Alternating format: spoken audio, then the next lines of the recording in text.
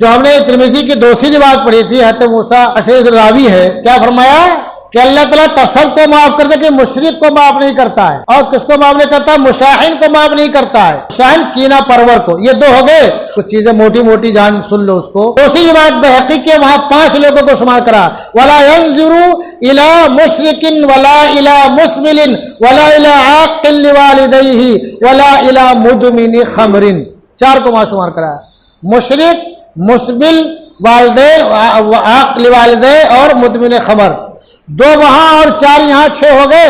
اور بعض روایتوں میں کچھ اور شمار کرایا ہے، لیکن ان 6 کے بارے میں موٹی موٹی بات یہ سمجھ لو کہ اللہ شرک کو معاف نہیں کرے گا۔ اس پہ تھوڑی سی بات ہو جائے۔ آج کی سب چونکہ ترمذی کی جو روایت ہے، صفحہ نمبر 156 جلد نمبر 1، باب ما جاء فی لیلۃ النصف من شعبان، ابن ماجہ کی جو روایت ہے صفحہ نمبر 99 پر، باب اسی باب ہے، باب ما جاء فی لیلۃ النصف من شعبان، اور مختلف روایتیں ہیں۔ اس سے معلوم پڑتا ہے کہ آقا نامدار سرکار دو جہاں گوشے آمنہ نور نظر عبداللہ محمد رسول اللہ صلی اللہ علیہ وسلم اس شب میں جنت البقیع گئے۔ معرض کر دوں، جنت البقیع گئے، مائی عائشہ کے ہاں آپ کی باری تھی۔ مائی عائشہ نے دیکھا کہ آپ بستر پر تشریف فرما نہیں ہیں، تو ان کو تجسس میں کہ آپ کہاں تشریف لے گئے؟ وہاں آپ گئی، دیکھا کہ آپ جو ہے جنت البقیع میں ہے، رافع رأسہ الی السماء، جو الفاظ آتے ہیں کہ کیا دیکھا کہ آپ سر آسمان کی طرف اٹھائے ہوئے ہیں، ہاتھ نہیں۔ دھیان رکھو کیا الفاظ ہے، رافع رأسہ الی السماء، سر آسمان کی طرف اٹھائے ہوئے ہیں، ہاتھ نہیں اٹھائے ہوئے۔ دھیان رکھنا اس بات کو، اور دعا کر رہے ہیں۔ جب رسول اللہ صلی اللہ علیہ وسلم واپس آنے کے تو تیزی سے بھاگ کر کے آئیں اور لیٹ گئی چپ چاپ۔ اب دیکھو حضور صاحب چپکے سے اٹھے، چپکے سے باہر گئے۔ مائی عائشہ نے دیکھا بستر خالی ہے تو پھر بھی وہ پیچھے پیچھے دیکھنے گئیں۔ جب آپ صلی اللہ علیہ وسلم واپس آئے، آپ نے محسوس کیا کہ مائی عائشہ، جو آدمی تھوڑا تیز چلے گا تو سانس تھوڑا پھولے گی، پھولے، سمجھ گیا کہیں گئی تھی۔ تو ہم نے کہا کیا تم نے یہ سمجھا عائشہ کہ ہم تمہارے ساتھ زیادتی کریں گے، یعنی اب باری تمہاری ہے اور میں کہیں اور دوسری زوجہ مطہرہ کے پاس جاؤں گا؟ پھر آپ نے آگے ارشاد فرمایا کہ آج کی رات اللہ تبارک و تعالیٰ جو ہے قبیلے بنو کلب کی بکریوں کے بار سے زیادہ لوگوں کی مغفرت کرتا ہے، بخشش کرتا ہے۔ تو خلاصہ کہنا کہ یہ کہ آپ چپکے سے اٹھے، چپکے سے گئے۔ مائی عائشہ اگر نہ دیکھتی تو لوگوں کو معلوم نہ پڑتا، تو پتہ یہ چلا کہ آج کی رات قبرستان جانا سنت مستمرہ نہیں ہے، زندگی میں ایک بار کوئی چلا گیا تو کافی ہے۔ ایسے قبرستان جاتے رہنا چاہیے، قبرستان جاتے رہنا چاہیے۔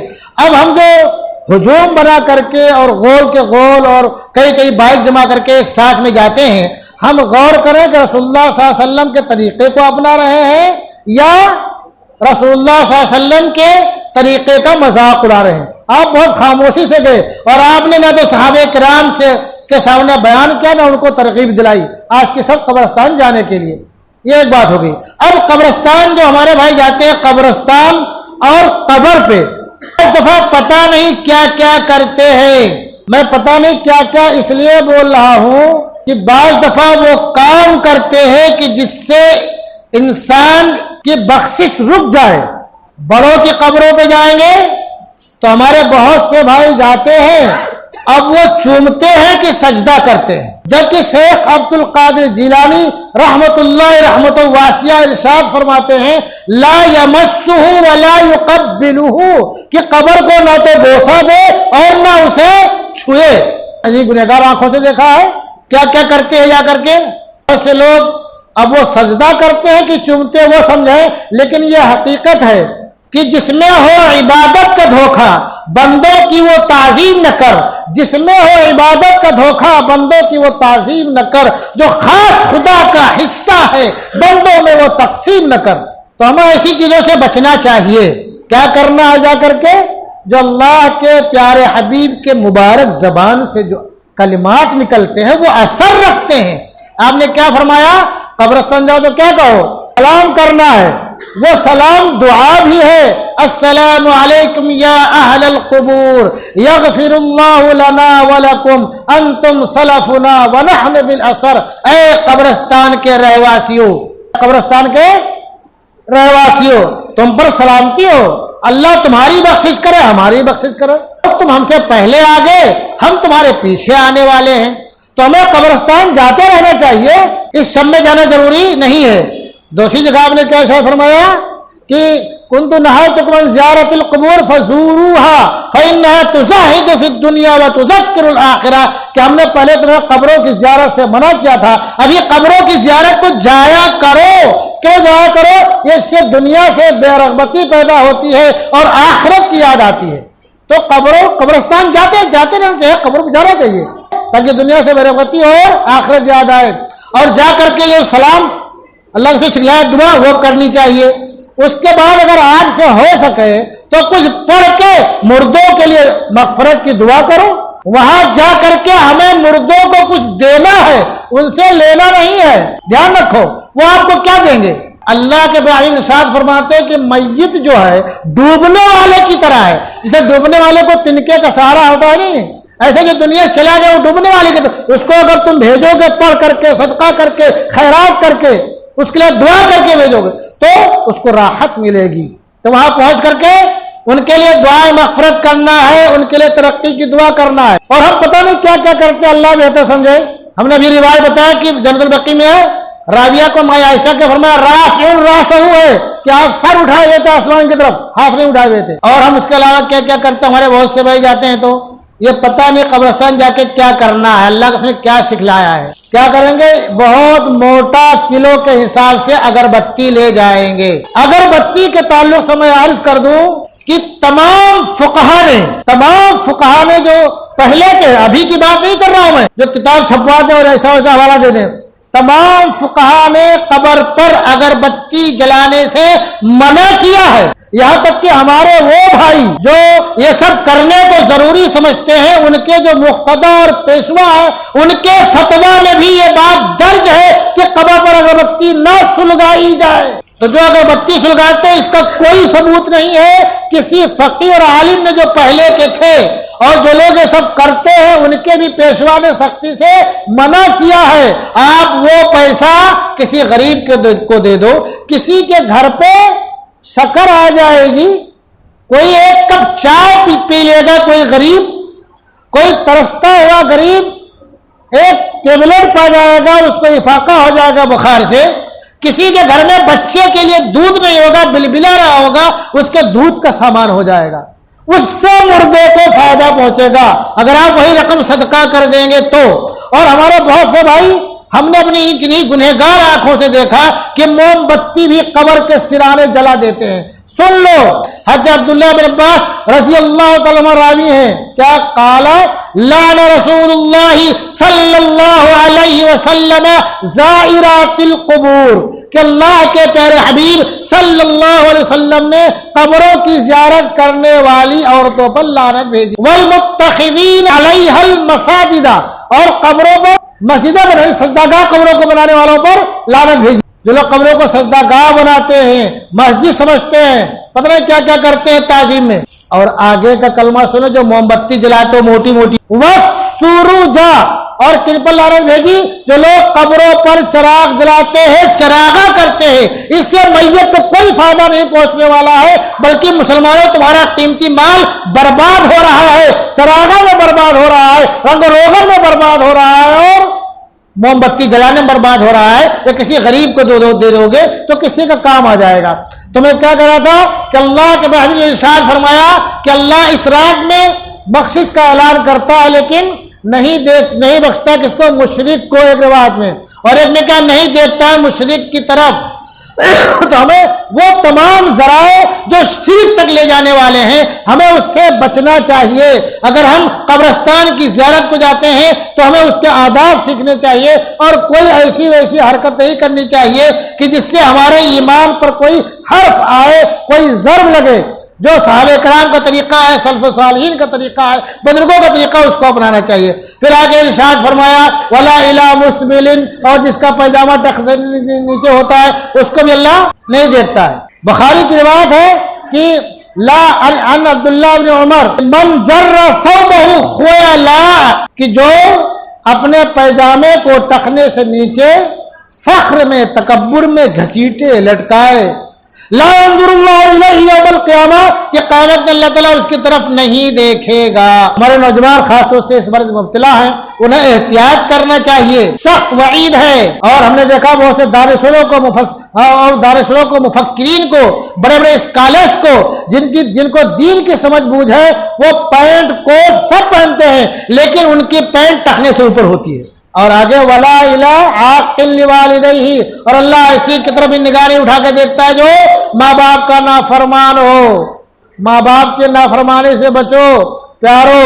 اور بیوی آتی ہے، ماں باپ کے کہنے سے شادی کرتے نہیں ہیں، خود کہیں جا کے واٹس ایپ سے اور فیس بک سے کہاں سے رابطہ کر کے تو آنے کے بعد اپنے نخرے دکھاتی ہے وہ، تو ماں باپ کو جوتے مارتے ہیں۔ وہ ماں جس نے 9 مہینے تم کو پیٹ میں رکھا اور بعد میں تم کو دودھ پلایا، تمہارا منہ کیا، اور وہ باپ جو تمہاری صحت و عافیت کے لیے تم جس دن ماں کے پیٹ میں آئے تھے اس وقت سے لے کر کے تمہاری جوانی تک جس نے تمہارے دوا دارو کا انتظام کیا، تمہارے کھانے پینے کا انتظام کیا، تمہارے پڑھانے لکھانے کا انتظام کیا، تم اس باپ کو پا کر بدھو کہنے لگتے ہو۔ اللہ تعالیٰ ماں باپ کو جو نافرمان ہوتا ہے اس کی طرف بھی نگاہ نہیں کرتا۔ ماں باپ کے نافرمانی سے بچو۔ باپ جنت کا دروازہ ہے تو ماں کے قدموں کے نیچے جنت ہے، خدمت کر کے چاہو تو جنت میں داخل ہو جاؤ اور جنت کے حقدار بن جاؤ۔ اور چوتھی چیز کیا ہے؟ ولا الی مدمن خمر، اور اللہ اس رات میں شرابی کی طرف بھی نہیں دیکھتا ہے۔ مدمن خمر سے مراد کیا؟ جو روز باٹل میں باٹل چڑھاتا ہو۔ اب ہمارے بہت سے لوگوں کے دماغ میں کیا کہ شراب وہ ہے جو لکوڈ ہوتی ہے، جو پی جاتی ہے گلاس میں ڈال کر کے یا باٹل سے، ہے کہ نہیں؟ لوگ اسی کو شراب سمجھتے ہیں۔ نہیں مسلمانوں، اللہ کے پیارے حبیب کا ارشاد ہے الا کل مسکر خمر، اور الخمر ما خامر العقل، کہ ہر وہ چیز جو نشہ آور ہے، جو منشی ہے، چاہے پاؤڈر ہو، چاہے تیل ہو، چاہے گاڑی کا ٹائر جلا کر کے ہو، چاہے ٹیبلیٹ ہو، چاہے سمندر کے کنارے بہنے والی گندگی ہو، چاہے پاخانے کے گٹر میں بہنے والی گندگی کا نشہ ہو، یہ سب اللہ کے کیا کہا؟ سب کو خمر شمار کیا ہے، سب کو شراب شمار کیا ہے۔ سب کو کیا شمار کیا ہے؟ سب کو شراب شمار کیا ہے۔ جتنی بھی نشہ والی چیزیں ہیں، ہمارے بہت سے بھائی کیا سمجھتے ہیں؟ یار بہت دن سے پی رہے ہیں تو نشہ کر رہے ہیں تو کیسے چھوٹے گا، مر جائیں گے۔ کیا بولتے ہیں؟ مر جائیں گے۔ اور ڈاکٹر بھی ڈرواتے ہیں مر جاؤ گے، ایک بیگ مت چھوڑنا، مر جاؤ گے اور کیا ہوگا، اٹیک آ جائے گا، نسیں بند ہو جائیں گی، دماغ خراب ہو جائے گا، پاگل ہو جاؤ گے، فلانا دھماکہ۔ یاد رکھو اس بات کو، جب شراب کی حرمت کا اعلان ہوا ہے تو وہ صحابہ کرام بہت سے جی شراب کا پیالہ جن کے منہ کے قریب تھا انہوں نے اٹھا کے پھینک دیا۔ کتنے عادی تھے عرب والے شراب کے، ان کے اتنے نام تھے، شراب کے برتنوں کے اتنے نام تھے کہ ہم لوگوں کو بہت بڑا رجسٹر تیار کرنا پڑے گا، لیکن پھر بھی 1 لکھ جس کو منہ تک پیالہ پہنچ چکا تھا اس کو بھی پھینک دیا، نہیں پیا۔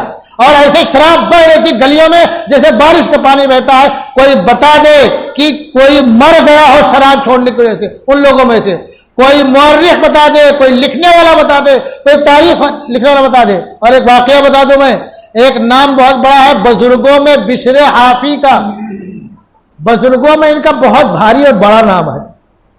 یہ جو ہے ایک بزرگ تھے، ان کے علاقے میں انہوں نے 1 دن خواب دیکھا، 2 دن دیکھا، 3 دن دیکھا، کہا کہ بشر کو جا کے میرا سلام عرض کر دو، میرا پیغام پہنچا دو۔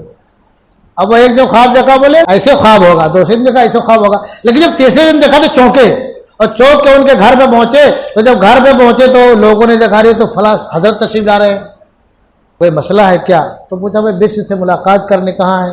تو گھر والے بھائی اس زمانے لوگ سچے ہوتے تھے، کیسے بھی ہوں، جھوٹ نہیں بولتے تھے۔ کہا حضرت کیا بتائے، وہ آپ جانتے ہیں ان کی عادت تھوڑا خراب ہے، اور کیا کہا جائے، وہ وہیں پہ ہوں گے، کہاں پہ؟ کلاری، یعنی شراب خانے میں ہوں گے۔ اچھا، تو وہاں تشریف لے گئے۔ اب وہاں گئے تو وہاں اور بہت سے لوگ تھے جو شراب پیا کرتے تھے، تو کچھ لوگ ہوش حواس سے باہر نکل رہے تھے، آ رہے جا رہے، حضرت تشریف لا رہے ہیں، تو سب چوکنے ہو کے کہا کوئی بات ہے کیا، ادھر آ رہے ہیں؟ تو حضرت کیا بات ہے؟ تو کہا وہ بشر سے ملاقات کرنی تھی، ان کو اللہ کا ایک پیغام پہنچانا تھا۔ تو سب اچنبھے میں پڑ گئے، ذرا بشر سے میری ملاقات کرا دو۔ کہا حضرت اب کیا بتائیں، آپ تو جانتے ہیں عادت خراب ہے، وہ پی کے بہت ٹن ابھی اٹھ ہی نہیں سکتے، ابھی وہ نہ اٹھ سکتے ہیں، نہ چل سکتے ہیں، نہ بول سکتے ہیں، ایسے عالم میں اس وقت پڑے ہیں وہ. تو کہا اچھا ٹھیک ہے، جب ان کو ہوش آگا تو میرا بتا دینا. اب جب ان کو ہوش آیا تو لوگوں نے بتایا کہ ایسے ایسے فلاں بزرگ آئے تھے، تم کو ڈھونڈ رہے تھے اسی طرح سے. تو کہا اچھا. تو وہ گھبرائے کہ پتہ نہیں کیا اللہ کا پیغام ہو. سیدھا جا کر سچی پکی توبہ کی. سچی پکی یہ گھبرا کہ پتہ نہیں کیا پیغام ہمارے نام ہو. سچی پکی توبہ کی، اور اتنی سچی پکی توبہ کی، اتنے بڑے بزرگ اور ولی ہوئے کہ امام مالک رحمت اللہ علیہ جیسا اپنے وقت کا امام ان کی مجلس میں جایا کرتا تھا. ان کے شاگرد بولتے کہ حضرت آپ کے پاس لوگ علم حاصل کرنے پوری دنیا سے آتے ہیں اور اب ان کے پاس جاتے ہیں. تو کہا سنو، میرے پاس جو علم ہے وہ دوسرا ہے، اور ان کے پاس اللہ کی معرفت کا علم ہے، اس لیے میں ان کی مجلس میں جاتا ہوں. تو بہت بڑے بزرگ کہلایا، اس کے بعد سے کبھی شراب کو ہاتھ نہیں لگایا. تو نوجوانوں، ہمارے بھائیوں، بیٹوں، اگر تمہارے ذہن میں یہ ہے کہ ہم چھوڑیں گے تو مر جائیں گے، ارے اللہ کے بندے توبہ کر لو. مر گئے تو کیا ہوا؟ ارے جان دی اسی کی تھی، حق تو یہ کہ حق ادا نہ ہوا. کم سے کم توبہ کر کے مرو گے، اللہ کی رضا تم کو حاصل ہوگی. سچی پکی توبہ اللہ قبول کرے گا. اور باقی کوئی نشہ چھوڑنے سے مرتا ورتا نہیں ہے، کوئی مثال اپنے سامنے نہیں ہے. اب وہ دواخانے لے جائیں لوگ مار دیں الگ بات ہے، کوئی نہ مرا ہے اور نہ کوئی مرے گا نشہ چھوڑنے کی وجہ سے. سچی پکی توبہ کرو. اپنے بھائیوں کو بتاؤ کہ شراب چھوڑنے سے، نشہ چھوڑنے سے، مسکی چھوڑنے سے کوئی نہ مرا ہے، انشاءاللہ مرے گا. بخالی سچا پکا عہد کرنا ہے اللہ سے کہ اللہ توبہ کرتا ہوں، انشاءاللہ اس کو کبھی نہیں ہاتھ لگاؤں گا. تو اللہ تعالیٰ کی اس طرف سے تمہاری مدد بھی ہوگی. تو اس رات میں جو ہے اللہ تعالیٰ تمام لوگوں کو معاف کرتا ہے، لیکن مشرک کو، اظہار نہیں، پاجامہ نیچے لٹکانے والوں کو، ماں باپ کے نافرمان کو، اور شرابی نشیڑی کو، اور جو دوسری روایت میں کیا مشاحن، قطع رحمی کرنے اور کینہ پرور کو. تو ہمیں اپنے دل میں کسی کے تعلق سے کینہ بھی نہیں رکھنا چاہیے، اپنے دل کو صاف رکھنا چاہیے. تفصیل میں ایک واقعہ میں نے پڑھا کہ ایک شخص کے تعلق سے اللہ نے فرمایا کہ جو بھی آ رہے ہیں وہ جنت اللہ کے بڑے محبوب ہیں اور اللہ ان سے راضی ہے. ایک دن آئے، 2 دن، 3 دن، اللہ نے یہ فرمایا. تو ایک صحابی ان کے پیچھے ہو لیے، ان کے گھر پہ گئے. کہا گھر میں ہمارا تھوڑا لفڑا ہو گیا ہے، میں آپ کے یہاں 2-3 دن رہنا چاہتا ہوں. کہا ٹھیک ہے، کوئی بات نہیں ہے.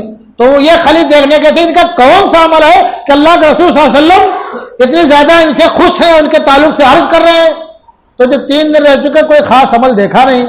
تو جب آنے لگے کہا دیکھو گھر میں ہمارا کوئی بات نہیں تھی، اللہ کا رسول نے تمہارے بارے میں فرمایا تھا، اور تو ہم نے سوچا ہم جا کے تمہارا دیکھیں بھائی تمہارا کون سا خاص عمل ہے. ہم بھی وہ عمل کرنے لگے تو تمہارا کوئی خاص عمل دکھا نہیں، کیا بات ہے؟ تو کہا نہیں کوئی خاص عمل تو ایسا جو دیکھا وہی ہے. تو کہا نہیں سوچو کیا بات ہے. کہا ایک بات ہے. کیا؟ کہا میں رات میں سونے سے پہلے اللہ سے دعا کرتا ہوں کہ میرے دل میں کسی کے تعلق سے کوئی بات نہ رہے. تو ہمیں اپنے دلوں کو صاف رکھنا چاہیے اور ایک دوسرے کی خیرخواہی کی دعا کرتے رہنا چاہیے.